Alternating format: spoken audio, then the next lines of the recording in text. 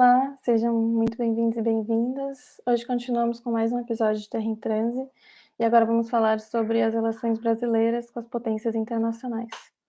Ao longo da história, a posição do Brasil no cenário internacional e os rumos da sua política externa foram fortemente pautadas em referência às potências internacionais.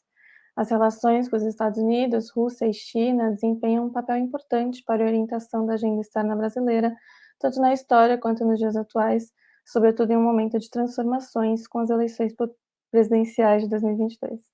As oscilações entre alinhamento e autonomismo em relação aos Estados Unidos, o intenso e crescente comércio com a China e as ligações energéticas com a Rússia são questões que permeiam as relações do Brasil com as potências na atualidade, tendo como plano de fundo a política externa radical do atual presidente Jair Bolsonaro e seus posicionamentos durante as potências, o que abalou a credibilidade do país no sistema internacional. Nesse episódio, analisaremos então as estratégias e desafios das relações brasileiras com as principais potências internacionais e buscaremos traçar perspectivas de cenários para um período pós-eleitoral com a nossa professora, doutora Tatiana Berringer. A Tatiana é doutora e mestre em ciência política pela Unicamp, especialista em Estados Unidos e política externa brasileira e pesquisadora nas áreas de integração sul-americana e política internacional contemporânea, atualmente professora do Bacharelado de Relações Internacionais na UFABC. Tatiana, prazer, seja muito bem-vinda. Prazer, Ana, obrigada. Um prazer estar aqui com vocês hoje. Obrigada pelo convite. Obrigado, Ana, pela introdução. Obrigado, Tatiana, por estar aqui presente com a gente hoje. É um prazer. Me chamo Rodrigo Amaral, sou professor de RI aqui da PUC. Está aqui comigo também a Laura, que é graduanda de Relações Internacionais da PUC São Paulo também. Eu, Laura e Ana vamos fazer algumas perguntas, então, relacionadas a esse tema do Brasil e suas relações com as grandes potências, né? Eu acho que, para iniciar, eu queria começar, Tatiana, com uma pergunta um pouco mais generalista, né, sobre os estudos de política externa brasileira, né? Geralmente é muito comum enquadrar as práticas de política externa brasileira mediante os paradigmas, né, de autonomismo versus dependência, né, sendo esse segundo particularmente significativo no que se refere ao alinhamento do Brasil com alguma grande potência, né? Porém, em linhas gerais, apesar dessa distinção de autonomismo e dependência, é difícil encontrar algum momento da nossa história que a gente não teve um aliado preferencial, né? Sobretudo quando a gente pensa em assuntos de comércio exterior, né? Particularmente, a literatura ressalta períodos, né, de política externa que tiveram vertentes mais autonomistas, como a política externa independente, sobretudo no ministério do ministro Santiago Dantas, em 61, também, talvez no período Geisel, durante a ditadura militar, né, como momentos, né, que esse paradigma autonomista sobressaía. Mas mesmo nesses momentos, a gente tem uma grande presença norte-americana na nossa política externa e principalmente nos assuntos comerciais, né? Então, minha pergunta vai nesse sentido, né? Já tivemos na história da política externa brasileira algum momento de real autonomismo? Bom, a pergunta é muito bem feita, sim, mas eu começaria dizendo o seguinte: acho impossível, pensando que o Brasil é um Estado dependente, falarmos em uma política externa autonomista, no sentido de que ela realmente alcança, né, uma independência nas suas formas de ação, né? Gerson Moro falava da autonomia na dependência, ou como é que a gente trabalha um pouco essa questão. Então, eu acho que a partir, primeiro, de entender quando temos um Estado no Brasil, um Estado capitalista, e a maneira como ele vai subordinar as grandes potências, em especial os Estados Unidos. Então, o que a gente tem são conjunturas em que se busca uma margem de manobra maior. E eu digo isso porque acho que a relação aqui é sempre de subordinação, né? E ela pode assumir uma característica, uma posição de uma subordinação passiva em relação ao imperialismo, aquela que é, né, essa aliança especial e que, sobretudo, incorpora para dentro do país as principais diretrizes e concepções também que vêm de fora, né? Então, essa aliança que não é algo que a política externa vai ser vista só como algo do que aquilo que ocorre nos fóruns multilaterais, daquilo que ocorre na relação entre as grandes potências, mas como é que isso se materializa para dentro. E quando eu digo como é que se materializa para dentro, é como é que isso influencia a política estatal também, no que tange aos programas macroeconômicos e de políticas sociais. Então, o Brasil acaba tendo ali sempre dois paradigmas, ou sempre duas grandes, né, modelos que vão se alterando, que estão ligados, então, à relação com o imperialismo, né, se isso é uma subordinação passiva ou uma subordinação mais conflitiva, quando busca-se uma margem de manobra maior, né, e que automaticamente estamos falando de uma política mais liberal e que coloca, né, o Brasil numa inserção mais dependente e subordinada, do ponto de vista também da economia e das forças produtivas, né? Então, provavelmente uma fração de classe com características dominante, né? De uma burguesia compradora ou associada, como a literatura coloca, que é aquela que mais se interessa pelo mercado de exportação de commodities ou pelas políticas de estabilidade de mercado financeiro, né? E momentos em que há, então, essa busca por margem de manobra, uma prioridade pelas relações sul-sul, pela integração regional, e que muitas vezes vai ter aí como fração hegemônica no bloco no poder uma burguesia interna, que é aquela mais interessada por uma determinada proteção do mercado interno e por alcance do mercado regional ou do mercado dos países do sul. Então, acho que é isso, política externa e programa macroeconômico se entrelaçando nesses pontos. Não, legal. Eu acho que dentro dessa perspectiva, a gente falou isso de maneira mais genérica, sem dar muito nome aos bois, né, aos atores, né? E particularmente aqui a gente se preocupa bastante nesse olhar que o Brasil tem do estabelecimento dessas estratégias comerciais, econômicas, particularmente mediante a forma como a estrutura do sistema internacional se consolida em termos de hegemonias, né? A gente tem se a gente for pegar de maneira geral essa história da política externa brasileira e as grandes potências, a gente tem um primeiro momento em que a Grã-Bretanha sobressai, né, como o principal ator, né, próximo ali do Brasil, seria ali o século XIX, né, até o final do século XIX. Um segundo momento em que os Estados Unidos vai ser permanentemente nosso principal aliado preferencial, vamos botar entre várias aspas, né, e isso ao longo de todo o século XX. E existe um processo que ainda a literatura começa a abordar, a discutir, que é justamente a presença cada vez mais ativa da China, né? Principalmente por ser um ator hegemônico econômico, né? Economicamente falando, e que ocupa cada vez mais esse espaço na balança comercial brasileira, enfim. A gente poderia falar que a China é esse novo ator, né, preferencial brasileiro, ou isso implicaria reflexões de ideologia, consenso, outros aspectos que tradicionalmente marcam, né, essa presença material desses outros atores anteriores, né, Grã-Bretanha, Estados Unidos. Como você observa isso? Primeiro, para falar ali do século XX, acho que o Brasil faz uma estratégia quando vai buscando, né, então, mais margem de manobra, de se apoiar no imperialismo secundário, como dizia Muniz Bandeira, seja na Alemanha, né, seja no Vargas, no Geisel, sobretudo para acesso à tecnologia ou investimentos. Então, é o jogo também. Essa margem de manobra é como é que você vai fazer também, não só para se distanciar, mas para fazer os seus interesses, ou os interesses de determinadas frações e do próprio Estado brasileiro, em algumas vezes, se sobressaírem. Então, acho que esse é um elemento importante. E eu enquadraria, talvez, a China um pouco nesse quadro hoje. Menos de uma transição de hegemonia e que pode nos levar a uma nova dependência, né, com a China, que eu acho que talvez a médio e longo prazo isso possa ser colocado, mas há um risco porque precisamos entender sempre qual é o processo chinês e até onde ele vai também no seu processo de internacionalização, então acho que tem que ser visto com mais cuidado. E eu penso que hoje o Brasil teria uma oportunidade ou se encontra numa quadra em que o conflito Estados Unidos-China poderia apresentar um espaço de barganha, um espaço de um jogo político importante. né?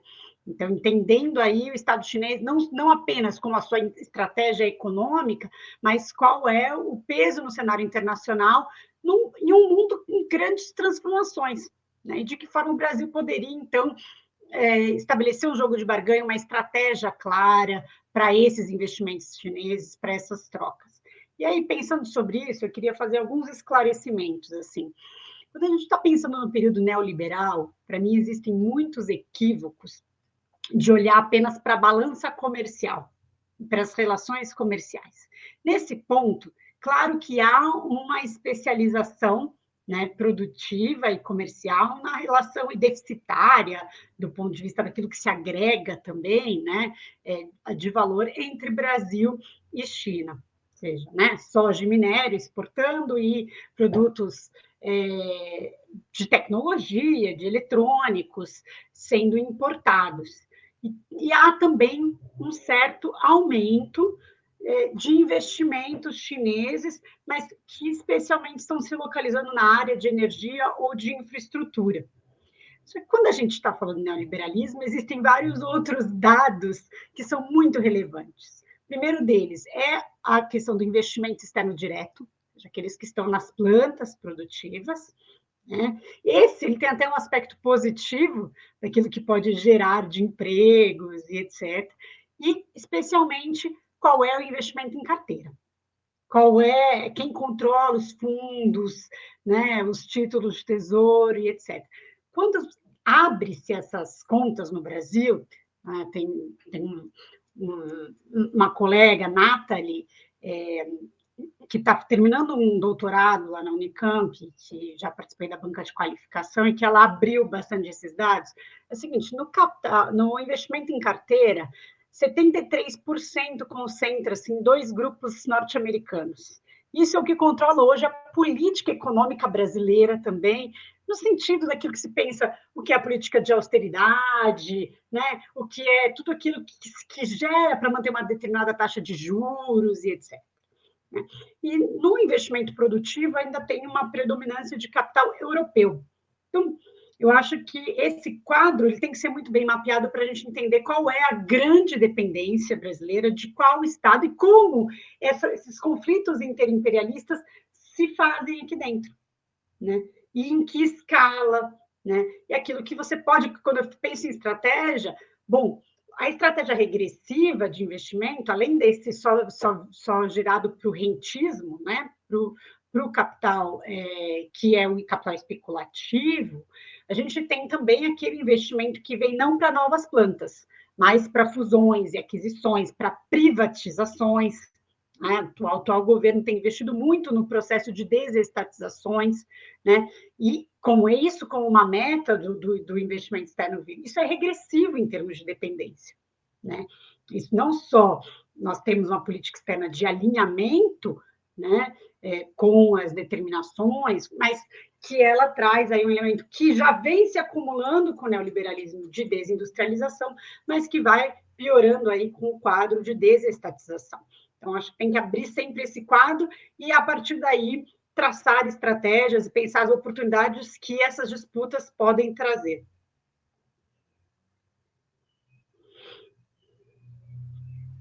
Tatiana, eu acho que pensando, então, um pouco sobre o papel da China, né, como um ator muito importante na política externa brasileira, né, que se tornou seu principal parceiro comercial nos anos 2000.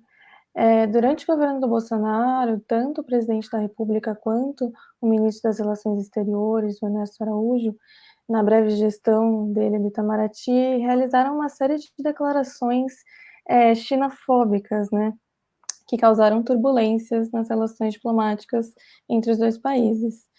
Mas apesar disso, né, apesar dessas claras divergências ideológicas, as relações comerciais Brasil-China mantiveram-se crescentes. Né? A partir disso, como é que a gente pode pensar o futuro dessa relação como a possível derrota de Jair Bolsonaro nas eleições de 2020, né? Será que vai ter uma tentativa de reaproximação diplomática? Olha, é comum haver uma distinção também, né, entre estabelecer-se uma parceria política e estratégia, como na época dos governos PT, com o BRICS, com votos, inclusive, ou abstenções dentro do Conselho de Segurança, né, com uma estratégia mais clara dentro desse jogo, daquilo que se faz, e a relação econômica que se trava, né? Isso porque, muitas vezes, você tem autonomias relativas entre os interesses do Estado e os interesses da burguesia, ou porque permanecem esses interesses, esses cálculos, como vão ser feitos, e etc. Então, eu acho que, a partir de 2016, permanece as relações Brasil-China com esse caráter exclusivamente econômico, e o que desaparece o jogo e a parceria possível, né, daquela que pudesse trazer maiores ganhos para o Brasil, sobretudo de alcançar maior margem de manobra diante dos Estados Unidos, que tem, então, esse controle, essa presença muito grande sobre a política brasileira, sobre os interesses, né, também que estabelece com as frações de classe aqui no Brasil, e etc. E eu penso que num cenário futuro, né, não só, né, recuperar as relações mais amistosas, mas pensar numa parceria estratégica daquilo que pode contribuir para consolidar um mundo multipolar e uma estratégia de multilateralismo mais clara, né?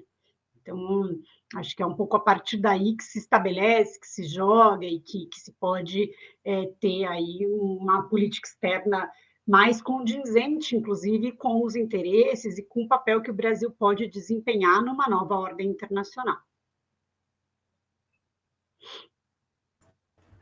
Muito bom, Tatiana. A gente vai continuar agora com uma pergunta acerca da centralidade dos Estados Unidos nos rumos da política externa brasileira, tanto historicamente, como já foi trazido pelo Rodrigo na introdução desse programa, e também nos dias atuais, né? Durante a presidência do Jair Bolsonaro, a gente observou um forte alinhamento dos Estados Unidos e uma ligação muito forte também entre a extrema-direita do Donald Trump com a de Jair Bolsonaro. E então, com a transição do governo, né, para o Joe Biden, houve um afrouxamento desse vínculo. O alinhamento ele continuou, mas não tão intensamente nos discursos quanto era durante o período Trump.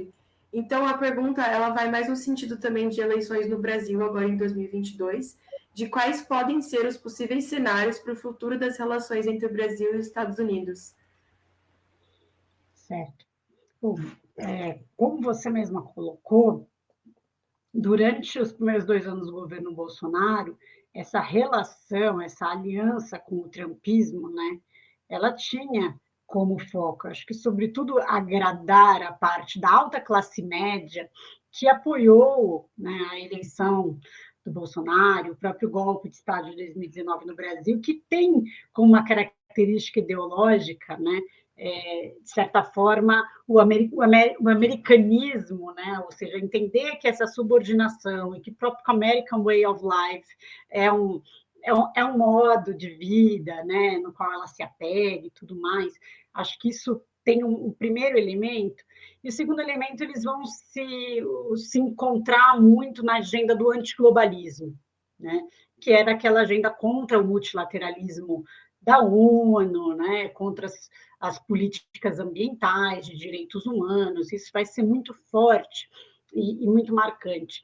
E ela pega ali, né, quase um primeiro momento em que eu acho que essa estratégia também de que isso pudesse trazer ganhos materiais ao Brasil em termos de atração de investimentos, né, de um determinado discurso ou não, ela vem acompanhada, inclusive, da ofensiva e da forma em que chega-se ali a negociação Mercosul-União Europeia, né? Então, você vai naquela toada, naqueles 2 primeiros anos, e os resultados não vão ser tão fortes, ou seja, nesse sentido de atrair o investimento direto ou o investimento em carteira, né, do exterior para o Brasil. Isso vai ter vários elementos, o principal deles é que todas as políticas neoliberalizantes, de maneira tout court, não trouxeram um resultado que o Estado brasileiro ou que a burguesia brasileira esperou nesses termos, porque não é a forma como acontece, como eu disse, você vende ativos, você vende, né, empresas estatais, e que isso é muito a curto prazo do que pode trazer de benefícios de geração de riqueza. Então, acho que isso vai encontrar ali o seu próprio limite, de alguma forma, né? Isso também se encontra com o cenário da Covid, né, que vai trazer aí também dificuldades para os dois países em como resolvem lidar com esse elemento, mas especialmente acho que tem uma mudança dentro dos Estados Unidos e dentro da Europa que vão impactar no Brasil, que é o compromisso pela sustentabilidade, o Pacto Verde e o Green New Deal, né? Acho que é aqui que mora, né, a principal questão, né, que afasta, então, o governo Biden de governo Bolsonaro de uma maneira muito pequena, porque o sentido dessa parceria, e para mim o sentido do próprio golpe, é uma mudança da posição do Brasil em relação à América do Sul, e especialmente na guerra contra a Venezuela. Isso não se altera. Tá, entre Trump e Biden. Então, acho que essa é a primeira mudança desse eixo, né, dessa relação triangular que sempre se coloca. Então, a relação do Brasil com os Estados Unidos diz muito da relação da região com os Estados Unidos. Qual é o papel que o Brasil vai cumprir nesse quadro? Então, acho que esse é um primeiro elemento. O segundo elemento é como é que essa questão ambiental e da sustentabilidade se coloca. O que eu gosto sempre de chamar a atenção para o fato que é o seguinte, claro, e isso aparece em todas as candidaturas agora, de que é preciso pensar a complexidade, né, e o desafio da sustentabilidade, né? Então, a mudança e o refortalecimento da política ambiental no Brasil. Mas isso tem um custo também para um país dependente, um país com baixa capacidade hoje produtiva e de investimento público, né? Então, vamos ter aí um limite, uma dificuldade muito grande de restabelecer isso, de pensar também em que ponto que isso está sendo colocado pelas grandes potências, né?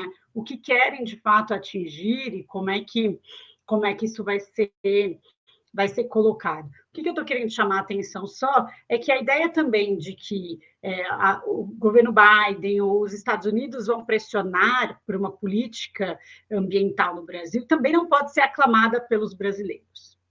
No sentido de que isso fere a nossa soberania. Isso tem que ser decidido pelo Estado e pelo povo brasileiro, né? E de maneira autônoma, consciente, de quais serão as nossas expectativas e os nossos desafios colocados neste duplo impasse, que é recuperar a capacidade produtiva, a capacidade industrial com sustentabilidade, sendo uma economia dependente, né? Isso é um desafio real, claro, mas que isso não pode ser feito às custas ou à revelia de manter a nossa soberania, já aceitando intervenções externas, né? Acho que esse é um elemento que eu chamaria a atenção. Excelente. Legal, isso me fez pensar também um pouco de um processo que começa em 2017, né, da entrada do Brasil na OCDE, Tatiana, e eu acho que esse é um elemento chave também para pensar essa relação do Brasil com o sistema internacional, particularmente, mas como parte desse clube dos ricos, né, vamos botar aí entre aspas, né? Como é que você entende esse processo, que é um processo que começa antes do Bolsonaro, né, inclusive, continuado pelo Itamaraty, né, dentro dessa perspectiva do governo Bolsonaro, e que muito possivelmente será continuado, né? Ele será continuado, seja quem for que for assumir aí a presidência da República, muito provavelmente, segundo as pesquisas, o Lula, né? Como você imagina esse Brasil como parte da OCDE? Acho que dentro, você destacou bastante essa agenda do meio ambiente, né? Mas outras agendas que talvez são demandas obrigatórias aí dentro desse grupo, né? Essa visão de que é um grupo que, em grande medida, preza pelo combate à corrupção, que preza por uma regulamentação mais adequada dos impostos, né? E que, em alguma medida, se torna um grupo também fechado, né? Em si mesmado. né, e que usufrui de benesses aí da divisão internacional do trabalho de uma maneira bastante agressiva, né? Então, se você pudesse fazer uma reflexão, acho que sobre esse cenário atual da OCDE e da entrada brasileira. Eu acho que esse é o ponto. Assim, a meta-síntese do atrair investimentos começa a ser a adesão do Brasil ao OCDE.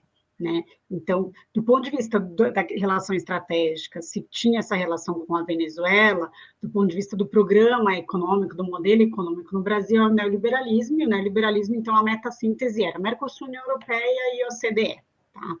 Isso envolve, né, uma série de reformas, a reforma da Previdência, a reforma trabalhista, a reforma administrativa, a tributária, que são disputáveis, né? Ou seja, qual é o conteúdo dela, né? A reforma tributária aparece também em várias candidaturas, mas o que é que está falando? Taxar as grandes fortunas ou não taxar, né? Transformar a estrutura, né, injusta dos tributos brasileiros ou não. E na OCDE, acho que está colocado esse conjunto de reformas como se ele fosse ser um selo para, né, o investimento externo querer vir para cá, que é mais ou menos o equívoco de acreditar que o neoliberalismo traria vantagens, nos colocaria na competitividade, né? Isso faz parte, para mim, da fraqueza política ideológica da própria burguesia brasileira, né? Que não quer nunca ficar de fora do rol das grandes potências, daquilo que se fala, sem colocar a dependência enquanto uma questão dessa competitividade, dessa desigualdade, né? E isso tem ainda se acirrado pela questão ambiental, né? Então, é aí que eu chamo um pouquinho da atenção da gente conseguir ver, né, como, então, relação com grandes potências e programa econômico, político e social estão bastante atrelados, né, e que é preciso uma estratégia, para mim, que parta, né, de um outro referencial, principalmente de uma relação sul-sul, da integração produtiva na América do Sul, e que daí se alcance outras margens e outras formas de inserção internacional. Então, acho que é uma inversão um pouco disso. Qual é o poder de barganha também que se vai fazer para entrar na OCDE? É preciso entrar? Né? Quais têm sido os ganhos dos países que estão lá? São os países com maior desigualdade na América do Sul, como o Chile. Né? Então, e quais foram os ganhos? Né? Enfim, acho que é a partir daí que tem que se trabalhar e pensar um pouquinho. Tatiana, agora a gente vai encerrar o programa com uma última pergunta que vai falar sobre a Rússia e atualidades. A gente tem, ao longo da história, o Brasil e a Rússia apresentando relações muito pontuais em termos de questões econômicas e energéticas. E com a emergência da guerra da Ucrânia, a Rússia foi deslocada para o centro dos debates e das discussões sobre política internacional. Então, pensando nesse sentido, e também com o cenário eleitoral no Brasil, a gente queria traçar aqui quais seriam as possíveis posições brasileiras, tanto nos fóruns multilaterais quanto nas relações bilaterais com a Rússia, entre os dois países e também em relação à guerra na Ucrânia. Você acha que a gente vai ter um posicionamento mais decisivo por parte do Brasil em relação a isso?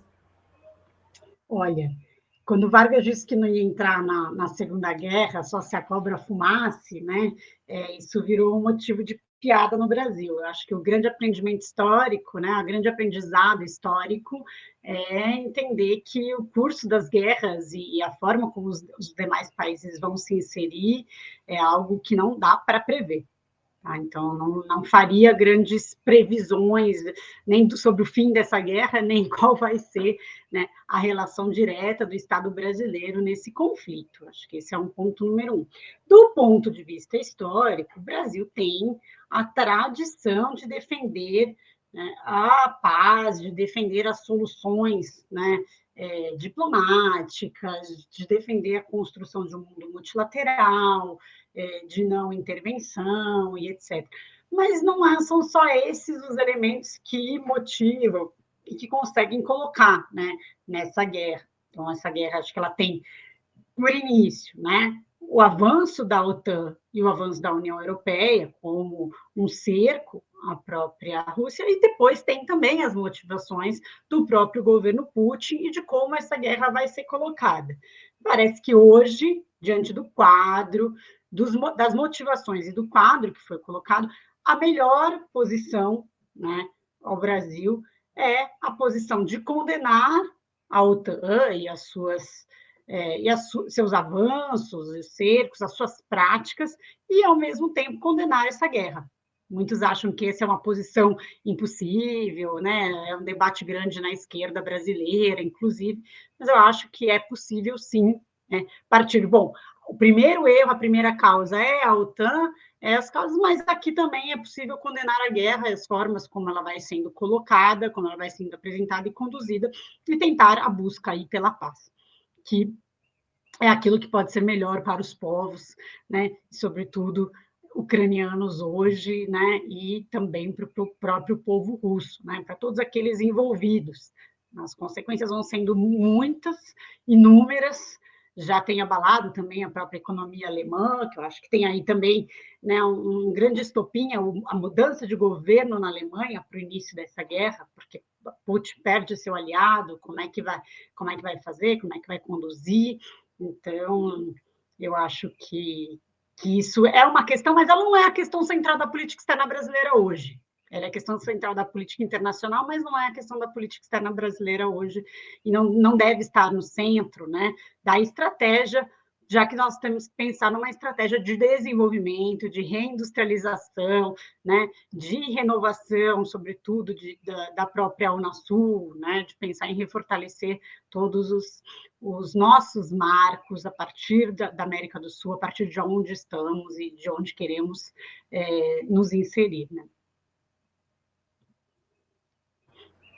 E com isso, mais um Tá em Transe chega ao fim. Eu queria agradecer muito a presença da Tatiana, foi um prazer conversar com você hoje.